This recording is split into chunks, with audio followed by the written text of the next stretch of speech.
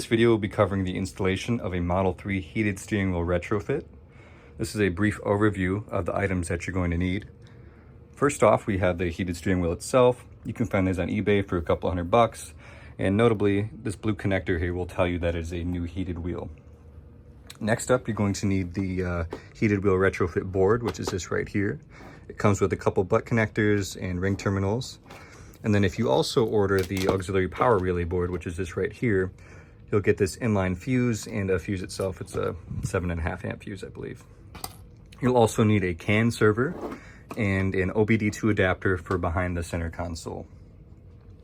For the actual wheel itself, you'll need a 10mm hex socket here, and also a torque wrench for torquing the wheel back down. A headlamp, wire strippers, wire crimpers, screwdriver, Sharpie, and specifically you're going to need a Torx T30 and T25 bit. You'll also need an external Torx socket set, the E10, for removing the knee airbag underneath the steering wheel, and that will help us get access to power up on the left side of the chassis there. You'll need some 14 gauge wire, some miscellaneous heat shrink, ring terminals, and butt splice connectors if we need any extras. Right here is a depinning tool set. And also you might do well with some trim removal tools, and finally some soldering stuff right here. So let's go ahead and get into installing the wheel board itself. The first thing I'm going to do is remove 4 Torx T25 screws here, here, here, and also down here. And this will help us remove the trim around the wheel and get access to this blue connector down here. Once you have the screws removed, you can just start gently prying around the plastic edge of the wheel here, and you'll see the trim start to come up.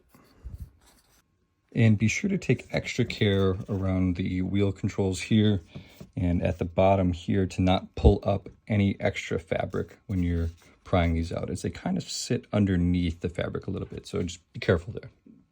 Once you have the plastic trim fully unseated, be careful, it is still connected underneath here to the heating wires in the wheel itself, but we're going to go for these 2 screws right in the center of the screen there on either side, and those are Torx T9, and that will help us remove this little airbag trim right on the front here.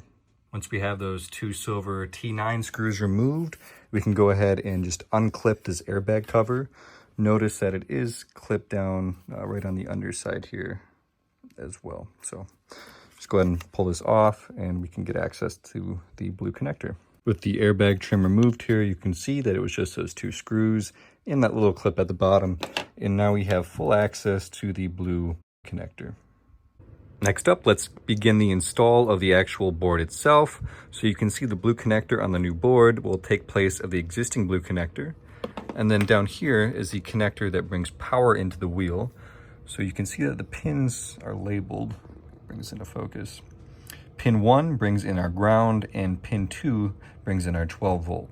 So we're going to need to splice into these to provide the power and ground on our new wheel board. So the first step would be to peel back some of this fabric sheathing here and get access to a little bit more length of these wires. You can see that I've removed a couple inches here of the fabric sheathing on the connector, and we're going to go ahead and splice in the power and ground for our heated wheel control board. There are probably a bunch of different ways you can do some splices here. I know they have quick splices that just kind of snap together and require no soldering or anything like that, but I'm going to go ahead and cut the wires and solder them in. You can see that I've cut the 2 wires and stripped back a little bit on both the control board and the wires on the connector itself. Now let's go ahead and connect them together and use a little bit of soldering. But before you do that, make sure you don't forget to slide your heat shrink tubing on as well. I've got my connections made. You can see red goes to pin 2 and black goes to the first pin there. Don't mind my horrible heat shrink job. But now that we have everything mechanically and electrically strong, let's go ahead and grab some electrical tape and wrap this back together like it was with the fabric there.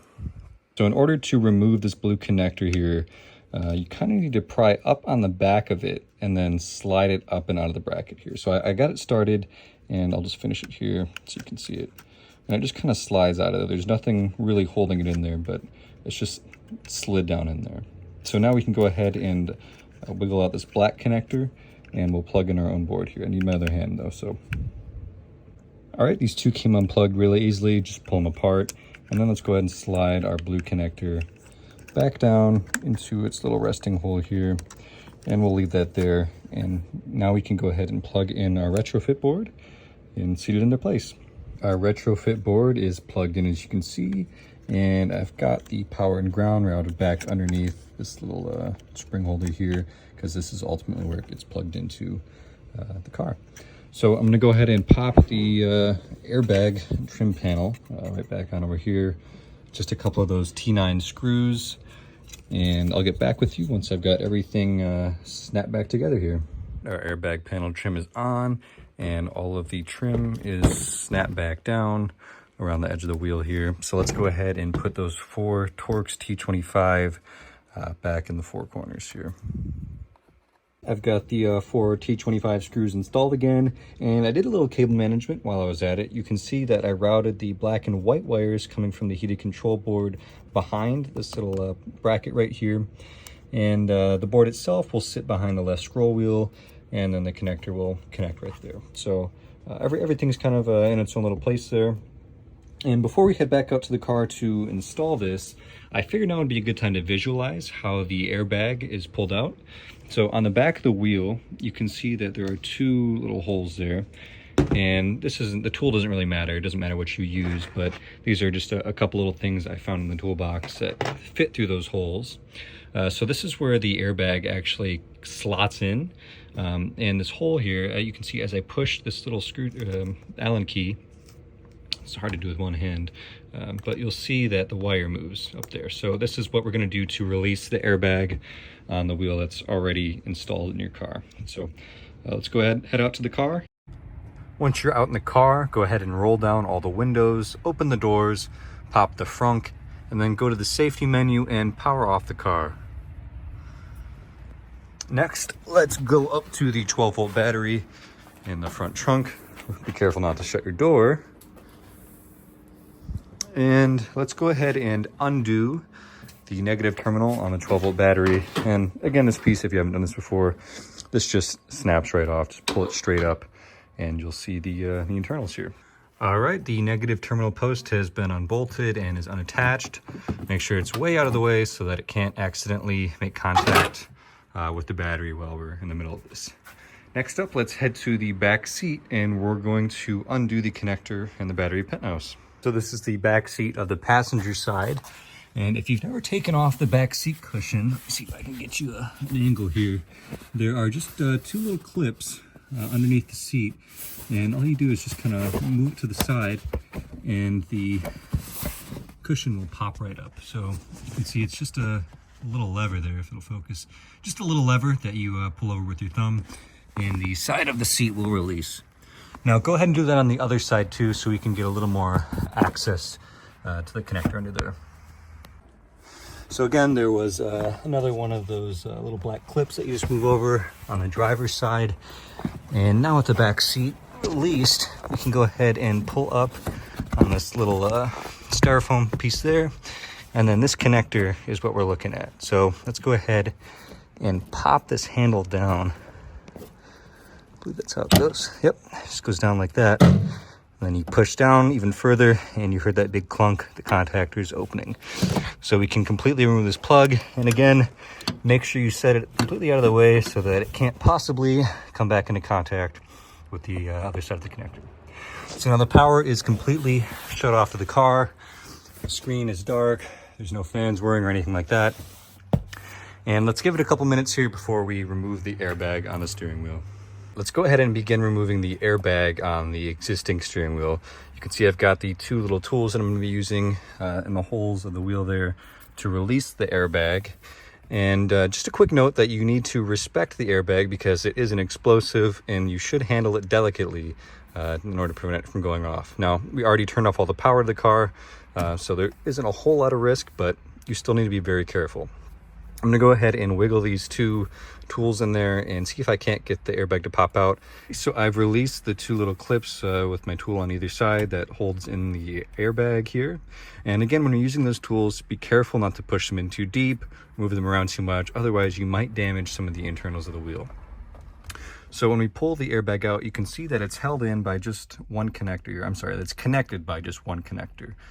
You squeeze the little tabs on the top and bottom there of that yellow connector, and you should be able to just unplug the airbag and set it aside. So I'm gonna go ahead and do that real quick, and I'll be right back. We've got the airbag unplugged and disconnected, and I had a little bit of trouble releasing the connector here. So I found that this little pin removal tool can slot right down in the top of the connector there. There's a little hole, and this can help you. It's easier it'd be easier to visualize if the connector was still in there, but you can slot this pin removal tool down in there to help you hold the tab down while you release the connector.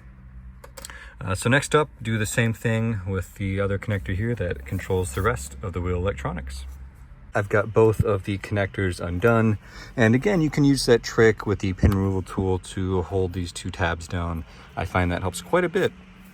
Now the next step is to take out the center wheel bolt. We've got our 10 millimeter hex right there, and I don't have so long of a handle on this, but I've got a steel pipe that I'm going to put over this handle here to use as a breaker bar, because there is a pretty significant amount of torque used to set this in place. So you're probably going to struggle with it a little bit, but let's go ahead and get started on that removal. So like I said, it took about a 3-foot piece of steel pipe over top of the handle of my socket wrench here to get that bolt cracked. But once you got it cracked, just go ahead and remove it all the way. Next up, make sure your wheel is straight, and go ahead and grab a Sharpie or some kind of permanent marker. And we're gonna use this to mark where the center of our wheel lines up there. So right in the middle there, you can see this groove right here. I'm gonna go ahead and put a mark there, right down the center. You can see that. Oops, did a little to the right too. Okay, so if you can see that mark, if I can get it to focus, there is a mark right there, and that's gonna help us line up the new wheel when we put it back. So with everything disconnected, the bolts undone, we can go ahead and pull off this wheel.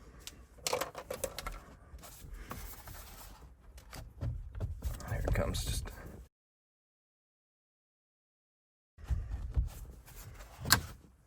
There we go. The wheel is off. So we've got our new wheel here, and you can see that there's also a little center groove here on this new wheel, and you can see our Sharpie mark right there on the hub there. So let's go ahead and slot this wheel back on and see if we can't line up that Sharpie mark to be exactly where that groove was. I've got the new wheel fitted on and lined up with my mark, and now let's go ahead and plug in our power and our new heated wheel board. I've got our power and data connected back up, and all of my wires are managed and not in the way of anything. Nothing's in the way of the horn plugging back in, or the airbag, I'm sorry, plugging back in, and everything is out of the way. So let's go ahead and get this bolt screwed back in, and I'll be right back. Once you've got the bolt snugged up by hand, go ahead and grab your torque wrench, and you'll need this set to 59 foot-pounds according to Tesla. You can look that up in their service manual as well. The steering wheel removal process is pretty well documented. So go ahead and snug this up, and I'll be back. Our bolt is torqued down to 59, and before we put the airbag back in, go ahead and make sure all your connections are sound, everything's clicked in, because it would be a pain in the ass to have to remove the airbag and change something up. So everything looks good, and I'm gonna go ahead and pop the airbag back in. I've got the airbag reconnected, and then I just slotted it right back in. It snapped in, and you can see it still moves just fine for the horn and all that. And there we have it, our old airbag put into our new wheel. Next step will be connecting the auxiliary power relay board up underneath the left side of the driver's footwell here. So let's go ahead and get started on that. The first step is going to be removing this panel, and then this one after that. And take extra care around the wood there. You don't want to pop anything off. I'm just slipping a little gift card there right along the edge and kind of prying it out. And that should be enough now for me to get my fingers in.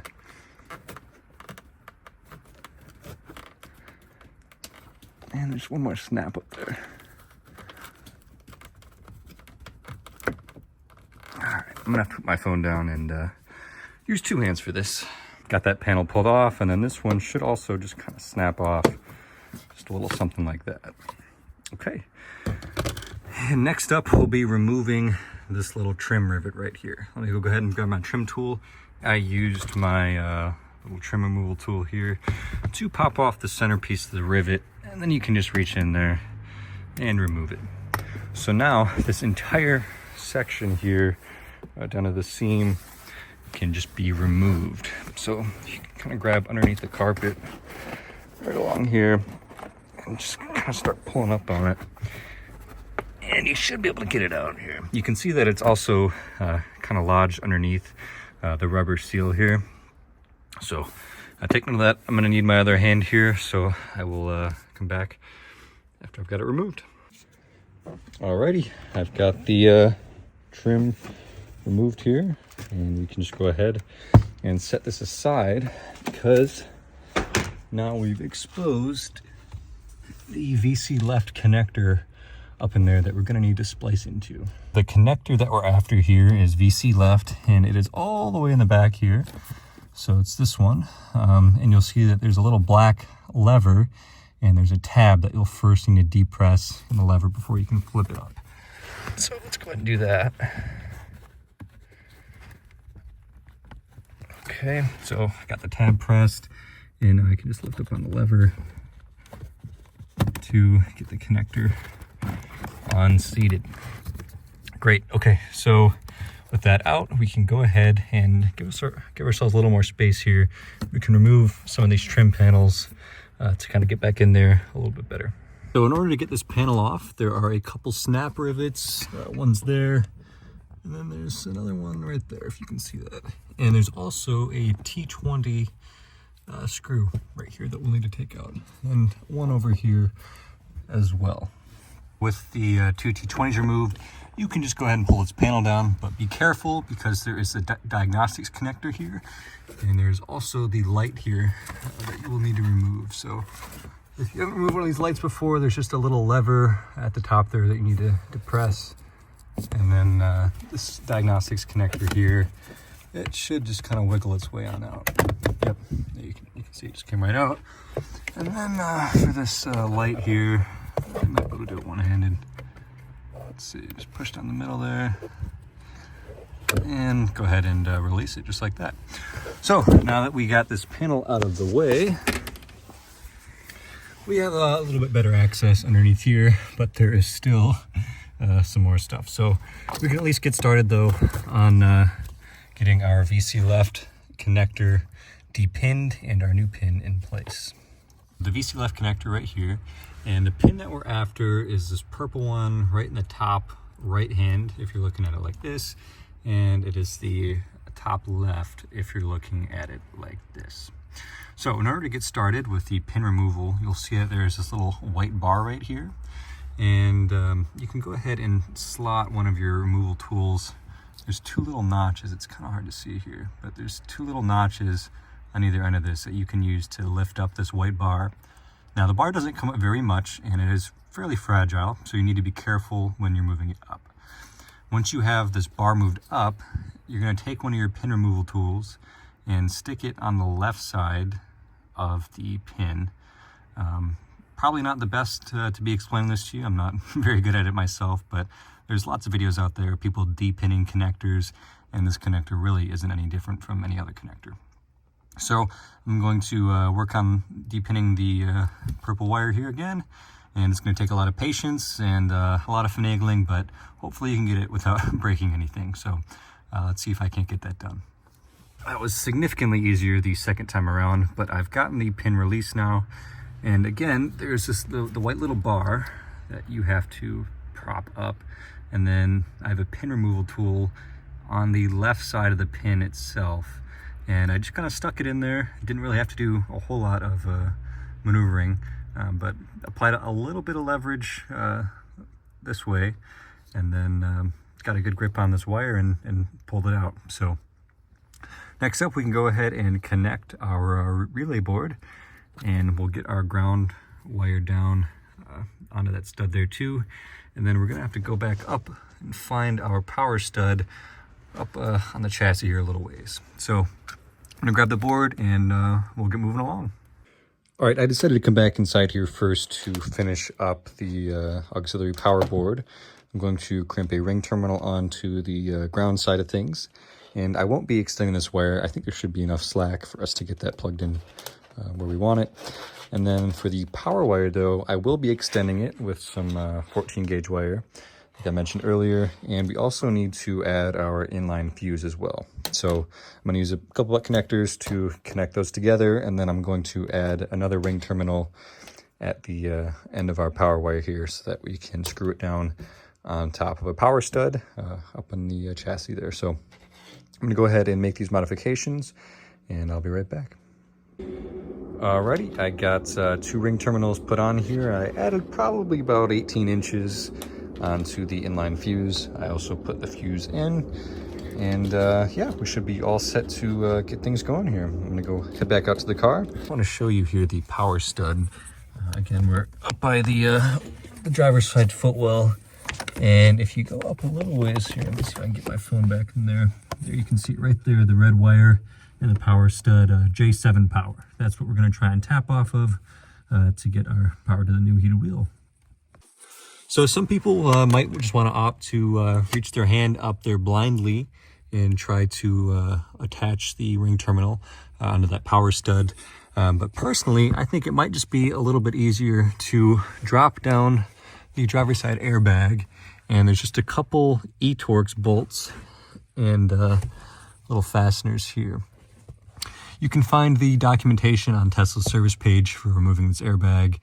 So I'm gonna go ahead and get started on it. There was 4 of these external Torx bolts, E10, that I had removed 2 on each side. There was another T20. And then this is the airbag right here. And you don't need to fully disconnect it to get better room and better access up in here. But again, it is an airbag and you need to respect it. So be careful with it. Don't bump it too much, and make sure there isn't any strain on this connector here if you are just propping it up. There's also this little piece of ductwork that's just held in by a couple more of those plastic rivets. And this was just kind of up underneath there behind the airbag. So now that we've got a little more access, let's go ahead and see if we can't get our relay board ring terminal here hooked on to the J7 power stud up in the upper left. So before you begin wrenching on the power stud up there, I do want to mention that it is a 10mm bolt standard, but I would also recommend that you take some microfiber towels and just kind of stuff them down in this gap here, just in case something falls down. You don't want it rolling around on top of the battery or underneath the carpet forever. So stuff something in there and hopefully that'll save you in case anything falls. I've got the power connected. I ended up using this little screwdriver attachment for the 10mm.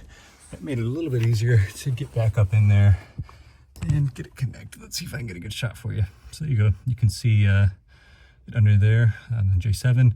And when you're undoing that, only the nut comes off. The bolt stays attached to the car.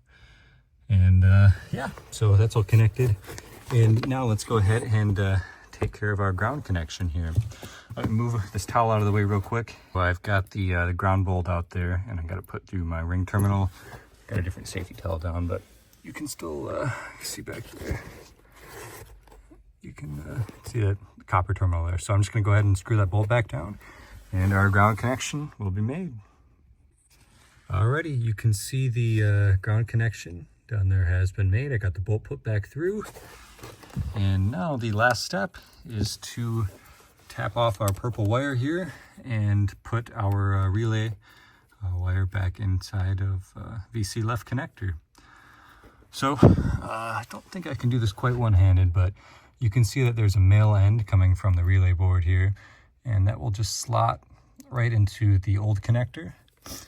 And then the new female connector pretty much just slides right down into the big gray connector there. So it's really just kind of plug and play at this point. and I'll be right back. So I've got the male and female connected there, and I'm going to go ahead and wrap that up with some electrical tape.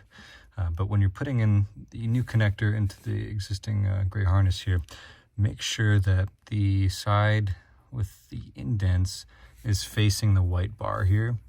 Otherwise, the connector won't stay in place. So that's how you're going to want to slide that in. I pushed our new wire in. I pushed the white locking bar back down. And you can see that it looks just like all of the other pins here. And again, it was the one in the top left that we're working with here. So I'm just going to grab some electrical tape, and then we're going to tidy some things up. I ended up using some heat shrink instead of electrical tape, and I think that'll make a little bit more of a secure connection for us. So at this point, all of our connections are made. We've got our ground, we've got our power up there, we've tapped off the connector here, and now it just kind of comes down to tidying things up. Again, I've already got the fuse in place here.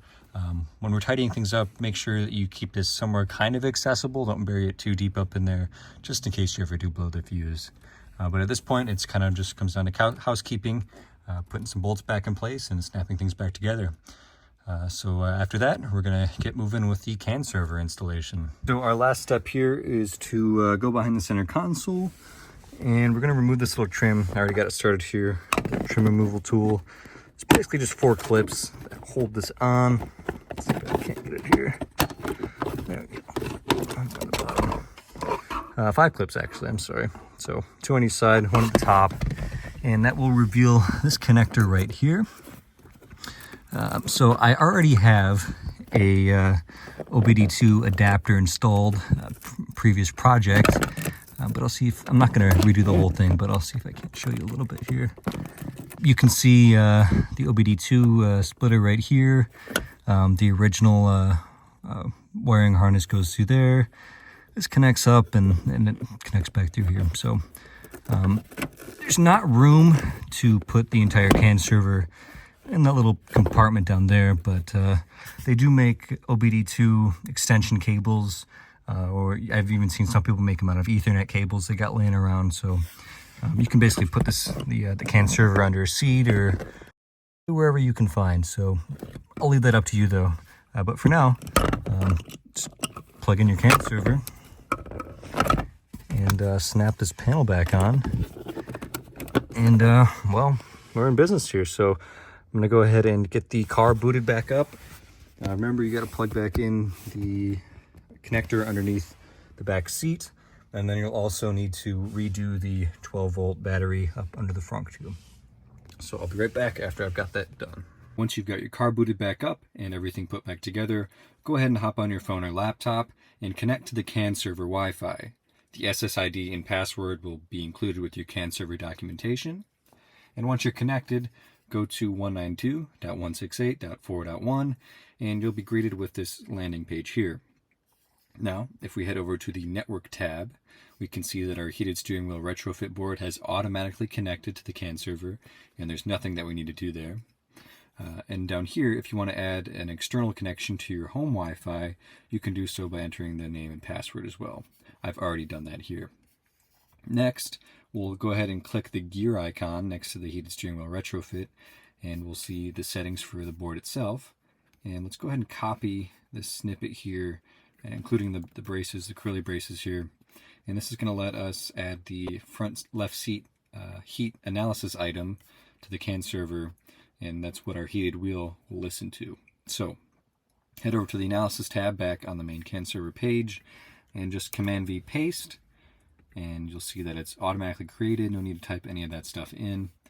And then we're just going to go ahead and save, and now we're good to go. All right, and if we refresh the analysis page, we'll see that the front left seat heat has a value of 3, which is true because I have my driver's seat set to 3 bacon strips. However, I do want to change it to follow the rear middle seat instead of the driver's seat. In order to do that, we're going to change this 42 to 48, and we'll go ahead and save that. And if we do another quick refresh, we'll see that the value is now 2 because I have the rear middle seat only set to 2 bacon strips currently. So that worked. Now let's go back to the network tab, head back over to the wheel retrofit board, and you'll see that the wheel is set to level 2. It's still subscribed to the front left seat heat, It's my understanding that the name shouldn't be changed from front left seat heat at the time being, but just changing the 42 to 48 will still have it follow the rear seat instead of the driver's seat. So at this point, I believe there are some settings you can play with to kind of dial in the heating, but go ahead and hop over to the Discord, and I think you'll be better suited over there asking questions and tinkering with it. So thank you guys, and I hope you enjoy your new heated wheel.